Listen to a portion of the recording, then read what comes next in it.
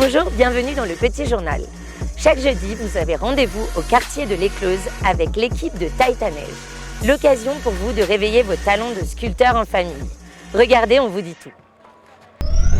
En 2024, adieu le traditionnel bonhomme de neige et bonjour à la sculpture sur neige. Dans le quartier de l'Éclose à l'Alpe d'Huez, 15 équipes novices sont venues tester leur talent de sculpteur. Tout le monde peut s'initier à la sculpture. En gros, l'avantage de sculpter la neige, en fait, c'est que c'est un matériau qui est très malléable, très facile à sculpter. Donc, en fait, on n'a pas besoin d'avoir un gros niveau technique, on peut toujours réparer en fait ce qu'on a fait, recoller un petit bout de neige. Les équipes devaient représenter un élément ayant marqué leur année 2023, un thème que chaque équipe s'est réapproprié bien à sa manière. On sculpte Poutine. Un ballon de rugby pour la Coupe du Monde de rugby. Un cheval. C'est la descente de ski de boss de l'Alpe d'Huez. L'activité de sculpture sur neige séduit et fait le plein, alors même que le soleil brille sur les pistes de l'Alpe d'Huez. On a bien skié, donc on est un peu fatigué. Donc on peut faire un petit peu d'activité manuelle, c'est bien, ça complète. Il n'y a pas vraiment d'âge particulier. Après, je dirais un petit plus quand même pour les enfants, sachant que c'est une découverte pour eux. Mais souvent, voilà, les enfants commencent à sculpter et les parents terminent souvent les sculptures. C'est même à se demander qui des parents ou des enfants s'amuse le plus. Il fait la touche finale. Chez certains, tout est dans le détail. Rien n'est laissé au hasard. Pic de l'étendard, pic blanc. Non, ça se voit pas.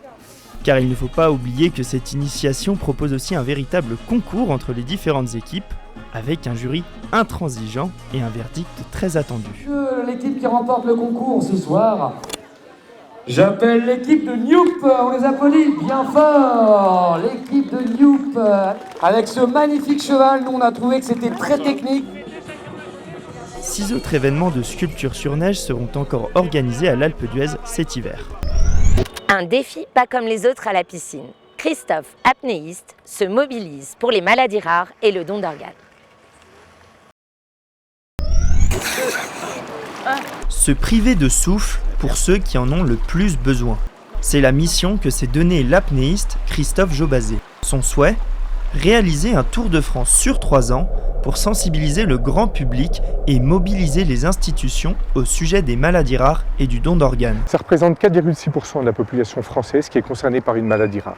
Alors on l'a dit rare effectivement parce qu'il y a une très faible prévalence, mais ramené bout à bout aux 7200 maladies rares, il y a effectivement 3 millions de patients concernés. Or, un grand oubli en termes des enjeux majeurs de santé publique, c'est précisément le fait que très peu de financement, très peu d'intérêt est accordé à l'accompagnement des patients atteints de maladies rares. Infirmier de formation, Christophe cumule les défis sportifs avec son association Apnée Solidaire.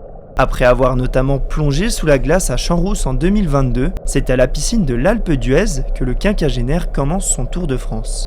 Un choix de lieu qui rend ce défi d'autant plus complexe. La piscine est chlorée, température extérieure qui flirte avec les 0 ou qui est inférieure, donc effectivement il y a une émanation de chlore qui n'est pas quelque chose de très favorable pour les voies respiratoires, et le fait d'être à 1800 mètres d'altitude et d'avoir grosso modo 0,2, donc 20% de taux d'oxygène en moins. Au programme de ce défi solidaire, 23 apnées statiques de 2 minutes partagées avec un autre apnéiste. Un chiffre en référence aux 23 filières santé qui rassemblent et coordonnent les acteurs impliqués dans la prise en charge des maladies rares. Entre chaque apnée, 23 secondes de récupération où chaque instant compte. Les 25 secondes de récupération qu'ils ont n'est pas suffisant pour refaire le plein en oxygène. Plus il augmente son seuil de CO2 et plus ce sera difficile pour lui de maintenir ses apnées de 2 minutes. Donc son objectif, ce n'étant pas de le remettre au plus bas comme quand on est au repos, mais uniquement de le rendre acceptable. Un défi sportif et engagé relevé avec brio par Christophe et son binôme. Le rendez-vous est déjà donné dans 3 ans pour la fin de ce Tour de France à l'Alpe d'Huez. Quant à moi, je vous souhaite de bonnes vacances et je vous donne rendez-vous bientôt pour un prochain Petit Journal.